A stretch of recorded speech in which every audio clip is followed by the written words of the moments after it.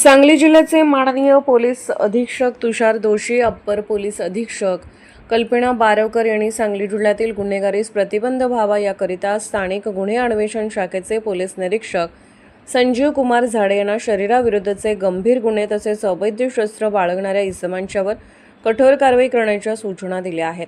त्याप्रमाणे पोलीस उपनिरीक्षक महादेव पवार अंमलदार यांच्या पथकास माननीय वरिष्ठांच्या सूचनेप्रमाणे विशेष मोहीम राबवून शरीराविरुद्धचे गंभीर गुन्हे करणारे अवैध शस्त्र बाळगणारे इसमांवर प्रभावी कारवाई करण्याबाबत सूचित केले आहे। त्या अनुषंगाने स्थानिक गुन्हे अन्वेषण शाखेकडील पोलीस उपनिरीक्षक महादेव पवार यांच्या पथकातील police head constable Suryakant Salunke, Sanjay Patil, police constable Sunil Jadhav, Abhijit Thanekar यांना गोपनीय बातमीदारामार्फत माहिती मिळाली। विटा येथे तासगावकडे जाणाऱ्या रोडवरती असलेले श्री मंगल कार्यालय परिसरात एक इसम पिस्तॉल विक्रीकरिता येणार आहे। नमूद पथकाने मिळालेल्या बातमीप्रमाणे विटा ते तासगाव रोडवरील श्री मंगल कार्यालय परिसरात निगराणी करीत असता एक इसम मोटरसायकल जवळ पाठीला सॅक अडकवून थांबलेला दिसला। तसा त्याचा बातमीप्रमाणे संशय आल्याने पथकाने त्यास पळून जाण्याची संधी न देता ताब्यात घेऊन त्यास त्याचे नावगाव विचारतात आणि त्याचे नाव धीरज सतीश चव्हाण व 21 वर्षे, राहणार पारे रोड, बजरंग नगर, विटा, तालुका खानापूर, जिल्हा सांगली असे असल्याचे सांगितले।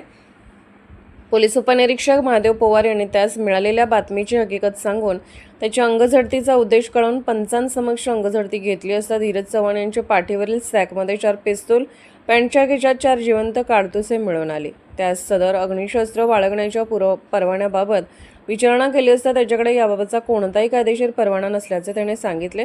तसेच सदरचे पिस्तूल हे कोणाकडून कशासाठी आणले आहे याबाबत त्यास विचारणा केली असता धीरज चव्हाण यांनी सदरच्या पिस्तूल या पाजी, राहणार सैंदवा, पूर्ण नाव माहीत नाही, राज्य मध्य प्रदेश यांच्याकडून खरेदी करून जादा दराने विक्री करण्याकरिता आणल्याची कबुली दिली। लागलीच धीरज चव्हाण यांच्या कब्जातील 4 अग्निशस्त्र, 4 जिवंत काडतुसे पुढील तपासकामी उपनिरीक्षक महादेव पवार यांनी पंचांसमक्ष जप्त केली आहेत।